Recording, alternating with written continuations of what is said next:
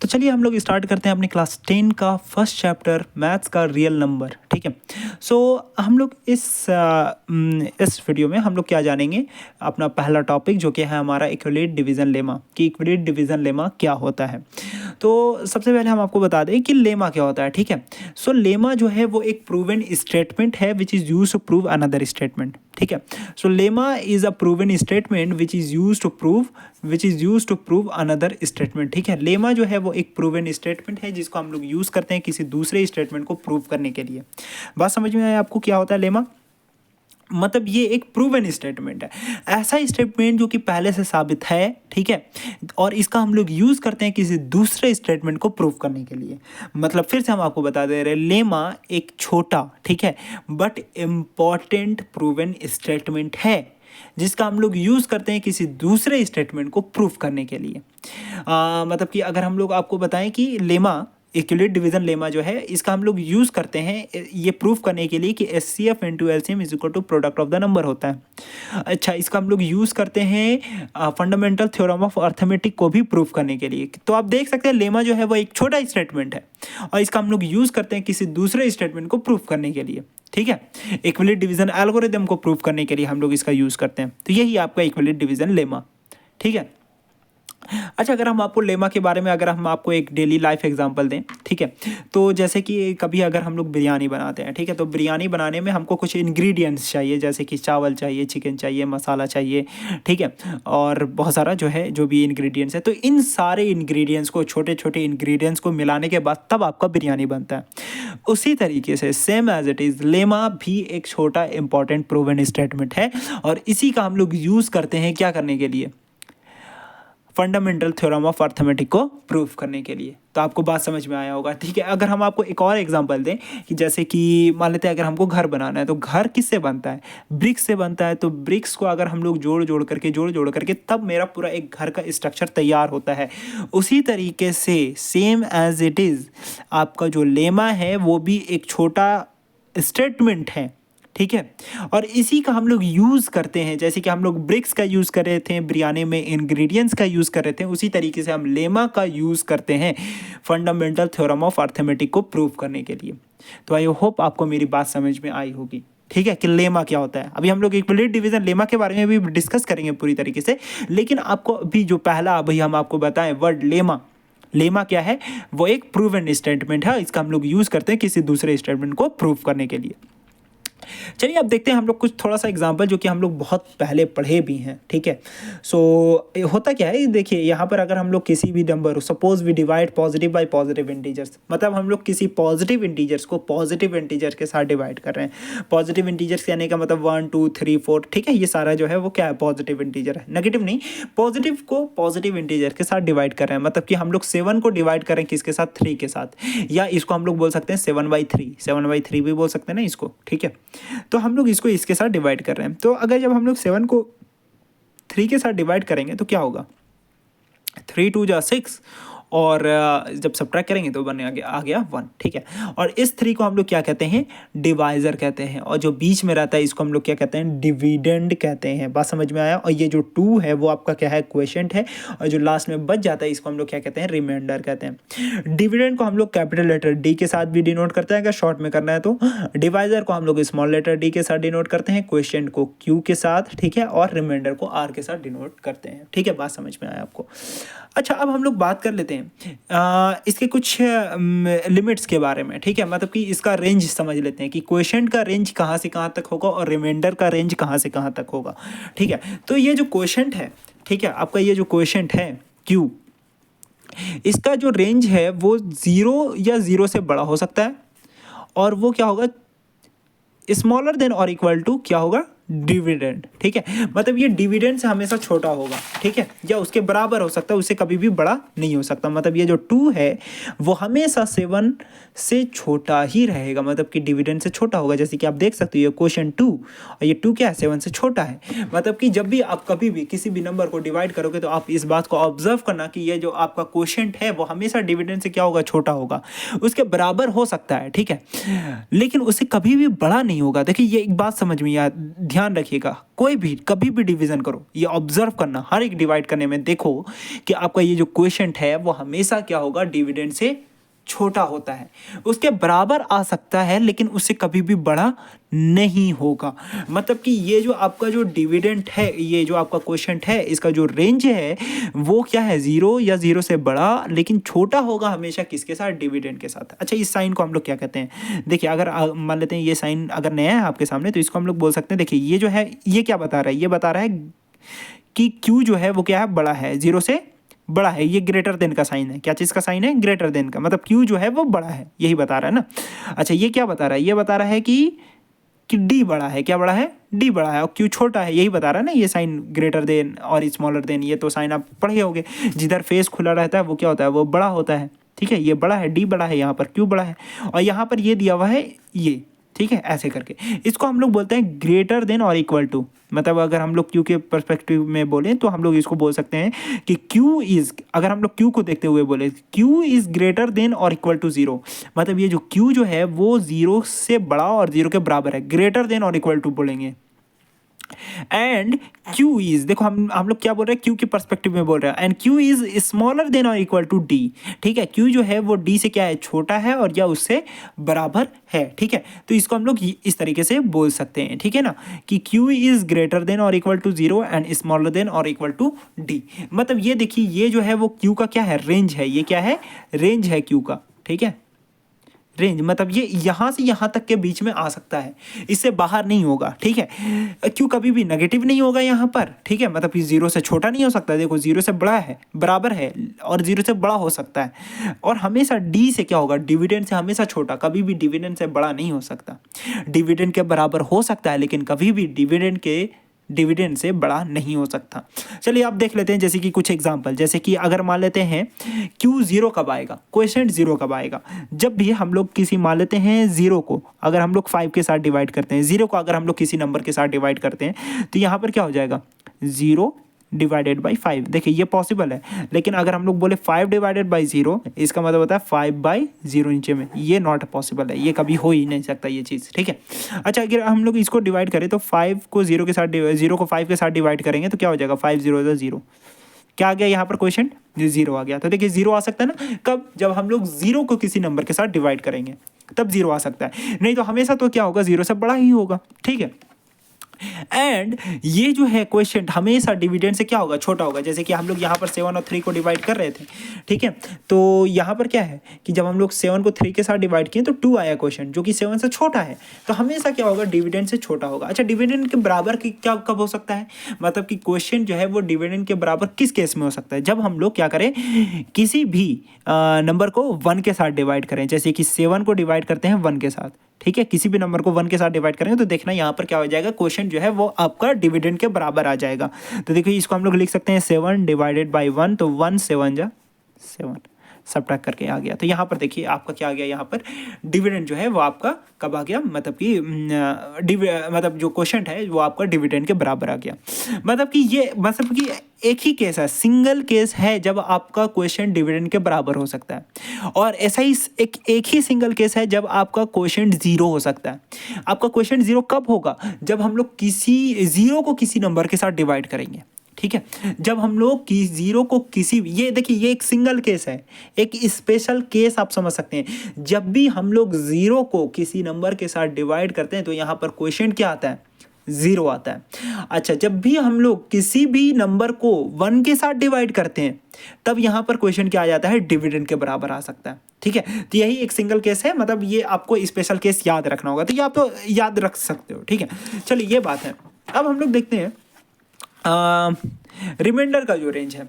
अच्छा, आपका ये जो रिमाइंडर है वो हमेशा क्या है, देख सकते हैं आप, ये जो रिमाइंडर जो है ना वो हमेशा 3 से छोटा ही होगा, मतलब डिवाइजर से छोटा हो सकता है। ठीक है, तो ये जो रिमाइंडर है, रिमाइंडर का जो रेंज अगर हम लोग बोले तो रिमाइंडर जो है वो 0 या 0 से बड़ा हो सकता है। देखिए रिमाइंडर 0 भी आता है किसी केस में, अगर 7 को 7 के साथ डिवाइड करोगे तो रिमाइंडर 0 आ जाएगा। ठीक है, 0 से बड़ा आता है, लेकिन ये हमेशा जो डिवाइजर है स्मॉल d उससे क्या होगा, छोटा होगा। यहाँ पर देखिए इक्वल टू का साइन नहीं लग रहा है, ध्यान रखिएगा, कभी भी रिमाइंडर डिवाइजर के बराबर होता ही नहीं है, हो ही नहीं सकता।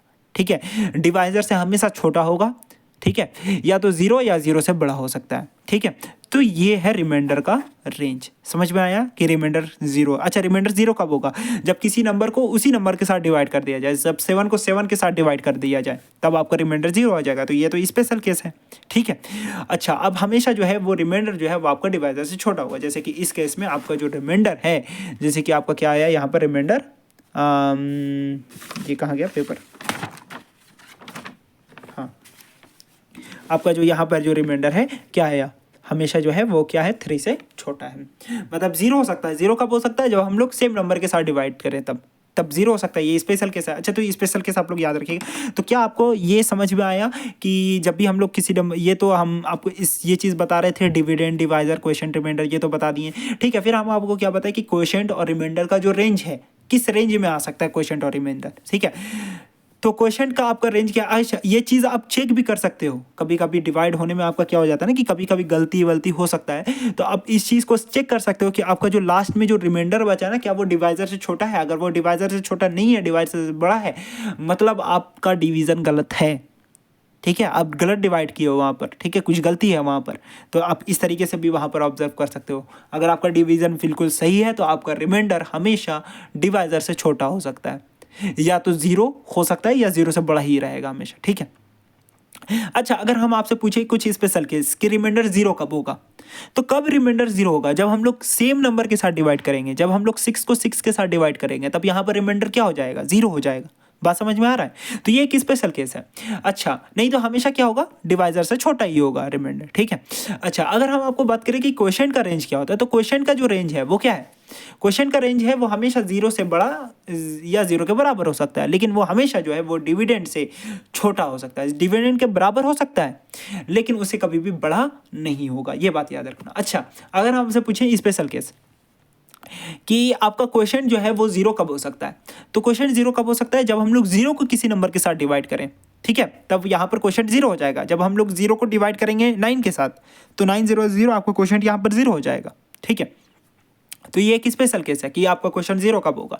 अच्छा, क्वेश्चन आपका डिविडेंड के बराबर कब हो सकता है? क्वेश्चन जो है वो आपका डिविडेंड के बराबर कब हो सकता है? जब हम लोग किसी भी नंबर को 1 के साथ डिवाइड करें। मान लेते हैं 8 को डिवाइड करेंगे 1 के साथ, तो आप करके देख लो।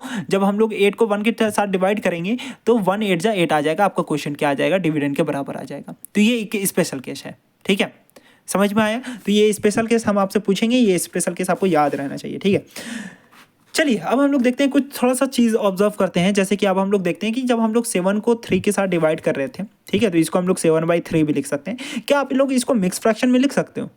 ठीक है, मिक्स फ्रैक्शन में लिख सकते हैं। क्या हम लोग लिख सकते हैं 2 होल 1/3। ठीक है, 2 होल 1/3। या तो अगर हम लोग बोलें कि मिक्स फ्रैक्शन में है तो क्या आप इसको जो है इम्प्रॉपर फ्रैक्शन, ठीक है, मेक कर सकते हो? तो इम्प्रॉपर फ्रैक्शन में कैसे करते हैं? देखिए, यहाँ पर डिनोमिनेटर तो सेम रहता है, आपको करने आता है। देखिए, डिनोमिनेटर तो सेम रहता है, 3 है तो 3 है। हम लोग क्या करते हैं, न्यूमरेटर लाने के लिए इसको मल्टीप्लाई करते हैं 3 और 2 को, और उसमें क्या कर देते हैं, ऐड कर देते हैं, 1 कर देते हैं। ठीक है, मतलब कि ये जो 7 है वो कैसे आया? 3 × 2 + 1 कैसे आया? 7 = 3 × 2 + 1। अच्छा, देखिए, जब हम लोग 7 को जब हम लोग क्या किए थे, 3 के साथ डिवाइड कर रहे थे। ठीक है, जब हम लोग 7 को 3 के साथ डिवाइड किए तो क्वोशिएंट आया था 2, रिमाइंडर आया था 1। ठीक है, अच्छा, इसको तो हटा देते हैं, ये दोनों जो है वो इसका डिनोमिनेटर सेम है। ठीक है, यहाँ पर हम नहीं देखते, यहाँ पर हम देखते हैं न्यूमरेटर को। ये 7 जो है वो आपका कैसा है? ये 7 आपका क्या है? डिविडेंड है। क्या है? देखिए, 7/3 मतलब 7 आपका क्या है? डिविडेंड है। अच्छा, ये आपका डिविडेंड कैसे आ रहा है? आप कैसे रहा है? डिविडेंड जो है वो आपका आ रहा है, ये क्या आपका 3 क्या है? डिवाइजर, और क्वोशिएंट को मल्टीप्लाई करने के बाद इसको आप क्या किए हो? मल्टीप्लाई किए हो, और उसमें क्या कर दियो? 1 को ऐड कर दियो। मतलब कि 3 × 2, देखिए, डिवाइजर इंटू क्वोशिएंट प्लस आप जब रिमाइंडर कर रहे हो तो आप क्या आ रहा है? डिविडेंड आ रहा है। ऐसा ही हर केस में जब भी आप इम्प्रॉपर फ्रैक्शन कर रहे हो, जब भी आप इस तरीके से डिवाइड कर रहे हो, तब आपका कर क्या रहे हो आप कि डिविडेंड लाने के लिए, ठीक है, डिविडेंड लाने के लिए, देखो यहाँ पर तो आपका डिनोमिनेटर हमेशा सेम ही होता है। ये तो बात है, जब भी इम्प्रॉपर फ्रैक्शन आप करते हो तो आपका क्या होता है? डिनोमिनेटर सेम होता है। ठीक है, लेकिन आप डिविडेंड लाने के लिए क्या करते हो? डिविडेंड लाने के लिए आप ये करते हो कि आप डिवाइजर 3 जो कि आपका डिवाइजर है और 2 जो कि आपका क्वोशिएंट है, डिवाइजर और क्वोशिएंट को मल्टीप्लाई करते हो और उसमें क्या कर देते हो? रिमाइंडर को ऐड कर देते हो। ठीक है, तो देखो 3 × 2 + 1। अच्छा, अगर हम लोग एक और एग्जाम्पल लें, मान लेते हैं एक और एग्जाम्पल लेते हैं। ठीक है, इसलिए अभी नहीं क्लियर हो रहा है। जैसे देखिए 5/3, चलिए देखिए 5/3 5/3 को हम लोग कैसे डिवाइड कर सकते हैं, देखिए 5 3 के साथ डिवाइड करेंगे, 3 1 3, 3 2, ठीक है। अच्छा ये आपका क्या है, क्वोशंट है। तो अच्छा देखिए 5/3, चलिए अगर मान लेते हैं 5/3, इसको हम लोग कैसे लिख सकते हैं, 3 क्वोशंट को यहाँ पर, ठीक है, और रिमाइंडर को यहाँ पर, ठीक है। मतलब अगर मान लेते हैं अगर मेरा कोई नंबर इस तरीके से रहता है 1/2/3, तो इसका मतलब क्या है 1/2/3, और यहाँ पर देखिए डिनोमिनेटर तो सेम है, ठीक है। अच्छा अब हम लोग न्यूमरेटर लाने के लिए क्या करते हैं, देखो इसको मल्टीप्लाई करते हैं, इसको ऐड कर देते हैं, मतलब 3 1 3 + 2, ठीक है, 3 × 1 + 2, इसी तरीके से करते हैं तो क्या आ जाता है 5/3। मतलब यही आपका क्या गया, डिविडेंड आ गया, क्या आ गया, डिविडेंड आ गया। मतलब ये डिविडेंड कैसे आ रहा है, देखिए इसको छोड़ो, ये तो आपका सेम है नीचे का डिनोमिनेटर, ये जो आपका डिविडेंड है न्यूमरेटर में क्या है, डिविडेंड है। ये आपका जो डिविडेंड है वो कैसे आ रहा है, हर बार, ठीक है, ये चीज़ आप करते आ रहे हो, ठीक है, लेकिन समझे नहीं, ठीक है, इसको समझ लो, ठीक है, कि आपका ये जो डिविडेंड है वो कैसे आ रहा है, डिवाइजर, जो कि 3 आपका क्या था, डिवाइजर था 3 डिवाइजर, ठीक है, और क्वेश्चन को क्या किए, मल्टीप्लाई किए, क्वेश्चन को क्या किए, मल्टीप्लाई किए, और उसमें क्या कर दिए, ऐड कर दिए, जो कि रिमाइंडर आया था, ठीक है। तो इसी तरीके से आपका जो है वो डिविडेंड आया। मतलब कि ये जो डिविडेंड है वो क्या है आपका, divisor into quotient plus remainder, इसी तरीके से आपका रहा है। हर बार आप डिविडेंड को कैसे ला रहे हो, इसी तरीके से ला रहे हो, ठीक है। और यही आपका क्या है, dividend is equal to divisor into quotient, यही आपका क्या कहलाता है, इक्विवेलेंट डिवीजन लेमा कहलाता है। बात समझ में आया, कंक्लूड करें, अभी तक हम आपको क्या बताएं, ठीक है, ज़्यादा कुछ नहीं बताएं, हम आपको क्या बताएं, सबसे पहले बताएं कि इक्विवेलेंट डिवीजन लेमा के बारे में बताएं। इक्विवेलेंट डिवीजन लेमा तो अभी छोड़ दिए, लेमा के बारे में बताएं।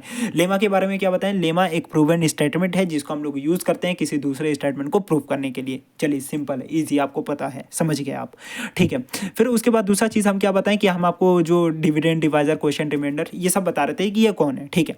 फिर हम आपको क्या बताएं कि क्वोशंट का लिमिट बताएं, ठीक है, ये जो आपका क्वेश्चन जो है वो कहाँ से कहाँ तक हो सकता है। मतलब ये जो क्वेश्चन है वो हमेशा ग्रेटर देन और इक्वल टू 0 हो सकता है, और स्मॉलर देन और इक्वल टू क्या हो सकता है, डिविडेंड, ठीक है, डिविडेंड हमेशा छोटा होगा, ठीक है। फिर हम बताएं स्पेशल केस की क्वेश्चन 0 कब होगा, तो क्वेश्चन 0 तभी हो सकता है जब हम लोग 0 को किसी नंबर के साथ डिवाइड करें। अच्छा ये आपको क्वेश्चन जो है वो आपका 1 कब हो सकता है, तो क्वेश्चन जो है वो आपका 1 हो सकता है जब हम लोग किसी भी नंबर को 1 के क्वेश्चन जो है वो आपका डिविडेंड के बराबर कब हो सकता है, जब हम लोग किसी भी नंबर को 1 के साथ डिवाइड करें, तब आपका जो क्वेश्चन है वो डिविडेंड के बराबर हो सकता है। फिर हम लोग क्या डिस्कस किए, रिमाइंडर का रेंज डिस्कस किए। तो रिमाइंडर जो है वो हमेशा ग्रेटर देन और इक्वल टू 0 है, एंड स्मॉलर देन क्या होगा, डिवाइजर से छोटा ही होगा, एंड स्मॉलर देन डिवाइजर, ठीक है। अच्छा तो रिमाइंडर जो है वो 0 कब हो सकता है, रिमाइंडर 0 तभी होगा जब हम लोग सेम नंबर के साथ डिवाइड करेंगे, 3 को 3 के साथ डिवाइड कर देंगे, तो यहाँ पर रिमाइंडर क्या आ जाएगा, 0। तो ये स्पेशल केस आपको बताएं, याद रखना है।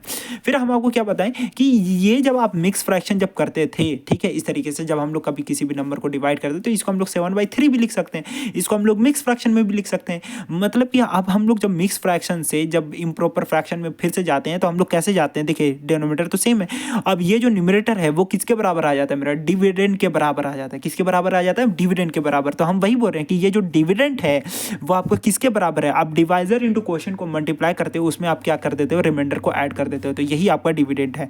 Dividend is equal to divisor into quotient plus remainder, ठीक है। तो इसी तरीके से हम लोग क्या निकालते हैं, डिविडेंड निकालते हैं। आई होप आपको मेरी बात समझ में आई होगी। तो यही आपका क्या कहलाता है, डिविडेंड बराबर divisor into quotient plus remainder, यही जो चीज़ है यही आपका क्या है, इक्विवेलेंट डिवीजन लेमा है। तो चलिए अब हम लोग थोड़ा इक्विवेलेंट डिवीजन लेमा को कंक्लूड करें। तो सब मान लीजिए यहाँ पर एक और एग्जांपल दे रहे हैं, suppose we have 2 positive integers a and b. इस बार अब हम लोग वेरिएबल, वहाँ पर हम लोग क्या कर रहे थे, नंबर के टर्म में ले रहे थे, इस बार हम लोग 2 पॉजिटिव इंटीजर्स ए और बी को हम लोग क्या मान लिए हैं, पॉजिटिव इंटीजर मान लिए, ठीक है। अब हम लोग क्या कर रहे हैं, ए को बी के साथ डिवाइड कर रहे हैं, ठीक है, not divide a by b, ठीक है, ए को बी के साथ डिवाइड कर रहे हैं, then we get q as quotient and r as remainder, ठीक है। सो यहाँ पर देखिए ए को बी के साथ डिवाइड कर रहे हैं तो क्यू क्वोशंट आया और आर क्या है, मेरा रिमाइंडर आया। तो हम लोग क्या बोल सकते हैं, A is equal to B Q plus R. मतलब ये जो डिविडेंड है, इस तरीके से अब हम लोग वेरिएबल के टर्म में भी बोल सकते हैं, ये जो डिविडेंड है आपका A is equal to divisor, divisor कौन है, ये डिवाइजर इंटू क्वोशंट, ठीक है, मतलब divisor into quotient plus remainder, इस तरीके से यही आपका क्या है इक्विवेलेंट डिवीजन लेमा।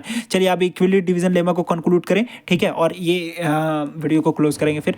तो देखिए इक्विवेलेंट डिवीजन लेमा क्या है, no understand equivalent division lemma. तो इक्विवेलेंट डिवीजन लेमा जो है ये इक्विवेलेंट के द्वारा खोजी गई एक प्रूवन स्टेटमेंट है, ठीक है, मतलब कि लॉन्ग डिवीजन से खोजी गई एक प्रूवन स्टेटमेंट। सबसे पहले इक्विवेलेंट डिवीजन लेमा खोजा कौन था, इक्विवेलेंट, ठीक है, ये एक मैथमेटिशियन था, इक्विवेलेंट खोजा था इसको, ठीक है। तो इसको डिस्कवर कौन किया था, इस इक्विवेलेंट डिस्कवर किया था, ठीक है, लॉन्ग डिवीजन मेथड के थ्रू। इसी को तो कहते हैं ना हम लोग लॉन्ग डिवीजन मेथड, ये क्या है आपका लॉन्ग डिवीजन मेथड है। तो इक्विवेलेंट इसको डिस्कवर किया था लॉन्ग डिवीजन के थ्रू एक प्रूवन स्टेटमेंट, ठीक है। तो इसी को क्या कहते हैं हम लोग इक्विवेलेंट। देखो ये कितना इक्विवेलेंट कितना तेज है, देखो अब इसका कितना नाम आ गया, देखो अब ये नाम में ही मतलब कि ये पूरा इसका टॉपिक ही इसके नाम से है। अच्छा ये चीज़ आप भी जानते हो, शुरू से जानते थे, लेकिन आज तक हम लोग जो है वो सोचे नहीं थे, और इक्विवेलेंट जो है वो इसको सोच करके क्या बना दिया, एक स्टेटमेंट बना दिया, और आज हम लोग इसका स्टेटमेंट पढ़ते हैं इक्विवेलेंट डिवीजन लेमा। है कुछ नहीं, ये सब कुछ सबको पता था कि डिविडेंड बराबर divisor into quotient plus remainder है, ठीक है। तो ये जो है मतलब कि मान लेते हैं जब आप ये छोटे से करते हुए आ रहे थे, मतलब कि पहले वो इक्विवेलेंट ही ये स्टेटमेंट वही दिया था, चेक करने के लिए भी हम लोग इसका यूज़ करते हैं, लेकिन हम लोग को पता नहीं था कि ये कौन दिया है कौन नहीं दिया है, हम लोग बस खाली डायरेक्टली इसका यूज़ करते थे चेक करने के लिए कि मेरा डिवाइड सही बना है कि नहीं बना, ठीक है। लेकिन इसको अब हम लोग जान गए, इसको हम लोग इक्विवेलेंट दिया था, ठीक है। और ये वो अच्छा इक्विवेलेंट सोचा ऐसा ही था जैसे अभी हम सोच रहे हैं ना, ठीक है। ये जैसे देखिए सेम इक्विवेलेंट का ही सोच हम आपको बता रहे हैं कि इक्विवेलेंट भी कुछ ऐसा ही सोचा था कि यहाँ पर ये जो डिविडेंड है वो जो है वो डिवाइजर और क्वोशिएंट को मल्टीप्लाई करने के बाद और उसमें रिमाइंडर को ऐड करने के बाद आया है, ठीक है। और यही फिर वो क्या बनाती है, स्टेटमेंट बनाती है। सेम ऐसा ही इक्विवेलेंट भी सोचा था एज इट इज़, ठीक है। आप समझ सकते हो इक्विवेलेंट की नज़र से आप सोच रहे हो, ठीक है। तो एक बार फिर से बता दे रहे हैं इक्विवेलेंट क्या है, इक्विवेलेंट डिवीजन लेमा क्या है, इक्विवेलेंट के द्वारा खोजी गई लॉन्ग डिवीजन से आने वाली एक प्रूवन स्टेटमेंट। ये तो हम लोग बस खाली ऐसा ही इंग्लिश में लिख दिए हैं, ये एग्जाम में तो नहीं लिखना, लेकिन हम आपको बस खाली समझाने के लिए बता रहे हैं कि इक्विवेलेंट के द्वारा खोजी गई। कौन खोजा था इक्विवेलेंट डिवीजन लेमा को, इक्विवेलेंट खोजा था, डिवीजन लिखा हुआ है नाम में, मतलब कि किससे आया, ये लॉन्ग डिवीजन मेथड के थ्रू आया है एक प्रूवन स्टेटमेंट। लेमा मतलब आपको पता है क्या होता है, एक proven statement which is used to prove another statement. मतलब कि इक्विवेलेंट के द्वारा, इक्विवेलेंट डिवीजन लेमा है क्या, तो इक्विवेलेंट के द्वारा खोजी गई लॉन्ग डिवीजन मेथड से आने वाली एक प्रूवन स्टेटमेंट, इसी को क्या कहते हैं हम लोग इक्विवेलेंट डिवीजन लेमा कहते हैं। अब इक्विवेलेंट डिवीजन लेमा का एक स्टेटमेंट पढ़ लेते हैं, क्या लिखा हुआ है, let A and B are two positive integers. मान लेते हैं कि ए एंड बी जो है वो क्या है, दो पॉजिटिव इंटीजर्स है, ठीक है। Then there exist unique whole number Q and r, ठीक है, such that A is equal to B Q plus r, ठीक है। वेयर जो आपका रिमाइंडर है वो हमेशा क्या होगा, ग्रेटर देन और equal to 0 and smaller than b, ये लिख देंगे। एंड आपका जो क्वोशिएंट है वो होगा ग्रेटर देन और equal to 0 and smaller than और इक्वल टू डिविडेंड मतलब कि ए, ठीक है। तो ये आपका रेंज यहाँ पर लिख देंगे। देखिए ये सेम है, अगर आपको एक एग्जाम में आता है कि इक्विवेलेंट डिवीजन लेमा को स्टेटमेंट मतलब इसको डिफाइन कीजिए, इक्विवेलेंट डिवीजन लेमा क्या है, तो एज इट इज़ लिखेंगे, क्योंकि इक्विवेलेंट ने देखो क्या होता है ना कि जब किसी का स्टेटमेंट होता है, जब किसी मैथमेटिशियन का स्टेटमेंट होता है तो उस स्टेटमेंट को हम लोग एज इट इज़ लिखते हैं, उसमें कुछ भी चेंज या तब्दीली नहीं करते हैं, जैसे वो बोला था वैसे ही हम लोग लिख देते हैं। तो इक्विवेलेंट भी कुछ उसका भी लाइन कुछ इसी तरीके से था, let A and B are two positive integers, ठीक है। लेट मान लेते हैं ए और बी जो है वो दो पॉजिटिव इंटीजर्स है, देन देयर एग्जिस्ट, ठीक है, तब क्या करेगा, एग्जिस्ट करेगा unique whole number Q and R such that A is equal to B Q plus R, where R is greater than और equal to 0 and smaller than और equal to B. And ये जो question है वो क्या है, उसका range है ग्रेटर देन और equal to 0 and smaller than और इक्वल टू डिविडेंड, ठीक है। तो इस तरीके से हम लोग बोल सकते हैं। अच्छा यहाँ पर फिर से हम आपको बता दे रहे हैं, ये यूनिक क्या बता रहा है, यहाँ पर बता रहा है then there exist unique whole number Q and are, मतलब कि यहाँ पर ये जो क्यू और आर जो है ना, क्यू और आर जो है ना, यहाँ पर 2 क्यू और आर ये जो है वो आपका यूनिक होगा, ये कभी भी सेम नहीं हो सकता। ऐसा नहीं हो सकता कि आपका क्वोशिएंट और रिमाइंडर कभी सेम हो जाए, ये नॉट पॉसिबल, ये हो ही नहीं सकता। ये इक्विवेलेंट बता दिया है, क्या बताया है कि let A and B are two positive integer, A और बी मान लीजिए कि कोई अगर दो पॉजिटिव इंटीजर है, देन देयर एग्जिस्ट, तब क्या करेगा, एग्जिस्ट करेगा क्यू एंड आर भी, then there exist a unique whole number Q and are, मतलब कि क्यू और आर एग्जिस्ट करेगा जो कि यूनिक होगा, सेम नहीं होगा, अलग अलग होगा, क्यू अलग मतलब कि क्वोशिएंट अलग और रिमाइंडर अलग होगा, ठीक है, such that A is equal to B Q plus r. यही बताया था, इक्विलेट डिवीजन लेमा, इक्विलेट यही बताया था, ठीक है। वेयर अब आपका इसका ये लिख सकते हो, तो यहाँ पर हम चाहेंगे कि इस टॉपिक को मतलब कि कंक्लूजन हो चुका है इस टॉपिक का, अब इस वीडियो को यहीं पर एंड करते हैं, ठीक है। तो हम आपको समझाने के लिए थोड़ा सा वीडियो लंबा हो गया, लेकिन आपको यहाँ पर समझ में आएगा टॉपिक कुछ भी हार्ड नहीं है, बहुत ईजी टॉपिक है। चलिए ठीक है, थैंक यू, मिलते हैं नेक्स्ट वीडियो में।